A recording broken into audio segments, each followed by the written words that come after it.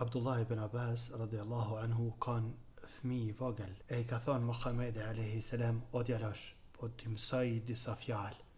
Ngoj këto fjalë musliman, krejt musliman, po sidomos ti që I ri, ngoj këto fjalë. I ka thënë Muhamedi alayhi salam këtij, I ka thënë ruaj Allahun, Allahu të ruan ty. Në të kuptimin, ruje Allahun në kufit e ti, mos I kalo kufit e ti, mos I prek haramet e ti. Ajo që është haram, mos e prek. Atë ku ka ndalu Allahu azza mos shka. Ruje Allahun azza Allahu të ruan ty. Ruje Allahun, ki me pa, ki me e ndje që është gjithmonë ndihme ati me ty, subhane.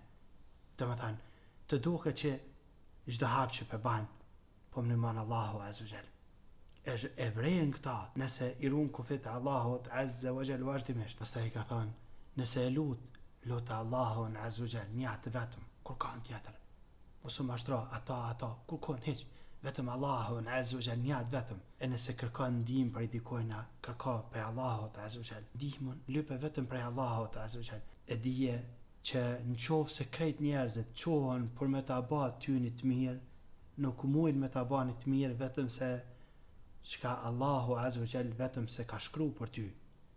E nëse krejt njerëzit grumbullohen për me ta bë ty një të keqe, nuk mujnë me ta bë një të keqe vetëm se ato çka Allahu azza wa jall ka leju për ty. Thot Muhamedi alayhi salam, janë ngritur lapsat, ka marrë fund të shkruarit ma. Dhe janë tharë fletat, nuk ka ma shtim paksim ato çka Allahu azza wa jall ka caktuar për ty. Domethënë, nuk mujnë njerëzit me shtu e as me paksu nëse krejt grumbullohen për ty ose kundër teje. Elusëm Allahun azza wa jall më na ruajt e më na ndihmoj gjithmonë.